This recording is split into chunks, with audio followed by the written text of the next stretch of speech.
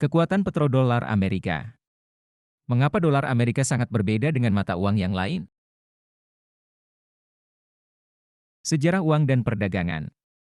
Uang pada awalnya adalah sebagai instrumen nilai tukar yang dipercaya dengan jaminan. Bagaimana akhirnya bisa menjadi tanpa jaminan? Awalnya uang adalah tanda bukti kepemilikan harta benda. Uang pada awalnya terbuat dari logam mulia yang sukar dipalsukan dan menjadi nilai tukar yang dipercayai.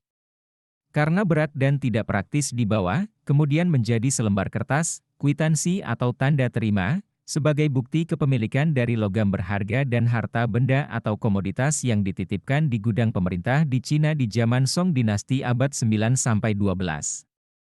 Kwitansi ini menjadi surat berharga sebagai bukti kepemilikan yang kemudian dipakai sebagai uang kertas. Emas sebagai jaminan uang kertas. Semua negara pada awalnya memakai emas sebagai jaminan atas penerbitan uang kertas. Semakin banyak uang yang dikeluarkan, nilainya akan berkurang jika jaminan emas tidak mencukupi. Begitu juga dengan dolar Amerika yang dijadikan mata uang perdagangan internasional semenjak 1944, awalnya juga dengan jaminan emas. Dolar Amerika Serikat bebas dari jaminan emas. Pada tanggal 15 Agustus 1971, Presiden Amerika Serikat Nixon memutuskan dolar Amerika bebas dari jaminan emas. Dengan tidak memakai jaminan, dolar Amerika hanya tergantung pasar uang dari supply dan demand. Sejauh masih ada permintaan dolar Amerika sebagai mata uang perdagangan internasional, itu akan tetap stabil nilainya, terutama oleh transaksi perdagangan negara produsen minyak dengan petrodolar. Dolar Amerika Serikat sebagai cadangan devisa perdagangan dunia sejak 1944. Semua perdagangan antar negara disepakati untuk menggunakan dolar Amerika sebagai mata uang perdagangan standar. Untuk melakukannya, setiap negara harus memiliki dolar Amerika sebagai cadangan devisa untuk impor dan ekspor antar negara. Terutama negara penghasil minyak yang merupakan pengguna cadangan devisa dolar Amerika terbesar yang disebut petrodolar. 70% dolar Amerika berada di luar Amerika. Karena dolar Amerika sebagai cadangan devisa, maka dolar Amerika bisa dicetak sesuai dengan kebutuhan cadangan devisa dolar Amerika di seluruh dunia. Pada umumnya mata uang lain tidak bisa menambah uang sesuka hati. Jika 100% lebih banyak uang dicetak, maka nilainya akan turun menjadi 50%, terkecuali dolar Amerika.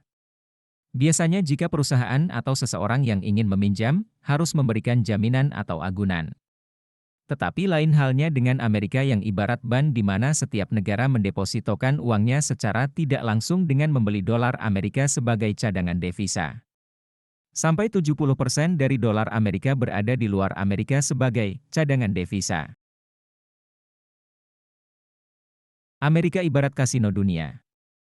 Analogi sederhananya adalah bahwa dolar Amerika seperti chip kasino yang harus digunakan setiap pemain di kasino. Chip kasino berfungsi seperti cadangan devisa perdagangan. Di kasino, pemain harus mengubah uang menjadi chip kasino, seperti halnya pedagang harus mengkonversi ke dolar Amerika untuk perdagangan internasional.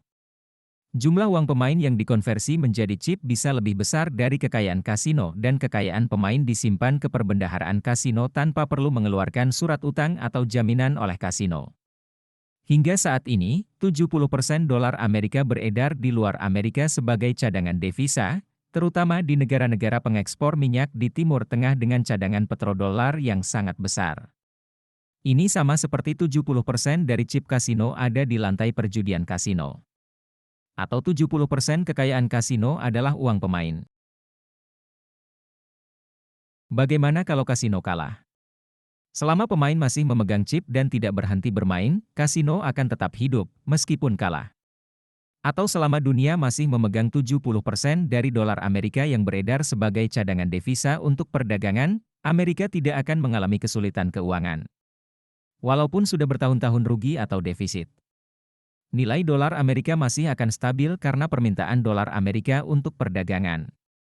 Tentu saja, kecuali jika semua 70% dari dolar Amerika yang beredar di pasar dunia diminta untuk dikonversi kembali ke mata uangnya masing-masing, Amerika akan berada dalam krisis keuangan atau bangkrut. Ini seperti kasino yang hidup dari 70% uang milik pemain. Pentingnya petrodolar untuk Amerika Serikat. Skenario terburuk adalah, jika negara minyak tidak lagi berdagang dengan petrodolar, atau menggunakan mata uang lain. Maka dolar Amerika tidak akan lagi mendominasi dan Amerika tidak akan bisa lagi secara sewenang-wenang membekukan pembayaran ke negara-negara musuh. Ini ibarat kasino yang bisa tidak mau membayar pemain dan menyita semua chip pemain. Parahnya lagi, jika dunia damai tanpa konflik dan perang, maka industri senjata di Amerika akan kekurangan ekspor dan mengakibatkan defisit perdagangan yang semakin besar.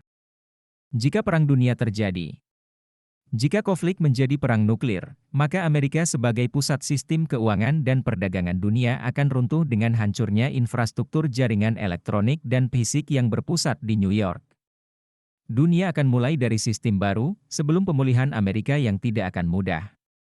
Terutama jika Eropa, Amerika dan Rusia semua menderita kehancuran bom nuklir, artinya dunia kehilangan peradaban maju yang terdiri dari 11% bangsa Eropa, 5% Amerika dan 2,5% Rusia.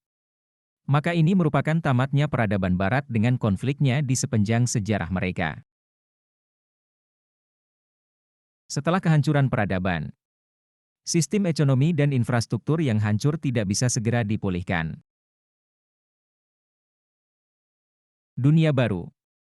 Banyak yang belum bisa segera dibangun kembali karena dunia mengalami kontaminasi radiasi yang masif dan krisis kemanusiaan. Beberapa generasi akan tertinggal dalam pendidikan maupun nutrisi dan kesehatan. Kesenjangan antara orang yang tidak beradab dan beradab menjadi tidak terkendali. Memaksa peradaban yang lebih maju untuk mencari tempat baru untuk hidup dengan teknologi yang mereka kenal, meninggalkan populasi dunia lainnya mundur ke zaman batu dengan sakit dan penyakit dari kontaminasi radiasi. Kehidupan di lautan. Masyarakat yang lebih maju akan pergi untuk membangun kota di atas infrastruktur terapung dengan teknologi sistem ekologi mandiri untuk menghindari hidup di lingkungan yang terkontaminasi yang tidak bersahabat. Krisis sosial kemanusiaan global membawa peradaban kembali ke zaman batu dengan kekacauan tanpa hukum. Itu adalah zaman kegelapan global abad ke-21, tidak pernah terjadi sejak jatuhnya Kekaisaran Romawi di tahun 330. Kehidupan baru di ruang angkasa. Berbagai stasiun angkasa akan didirikan oleh bangsa-bangsa maju, dihuni oleh para ilmuwan dan orang-orang berbakat membuat persiapan untuk membangun kembali bumi setelah pulih dari kontaminasi lingkungan. Setelah beberapa generasi, bumi mulai pulih dengan kehidupan primitif tanpa peradaban maju. Ilmuwan yang turun dari langit dianggap dewa oleh penduduk bumi yang melupakan sejarah peradaban manusia yang sudah sangat maju beberapa generasi sebelumnya. Kisah kakek nenek mereka tentang kemajuan dunia teknologi telah menjadi dongeng para dewa dan dewi. Atau mungkin dunia kita saat ini menjadi kisah peradaban besar yang hilang ditelan waktu.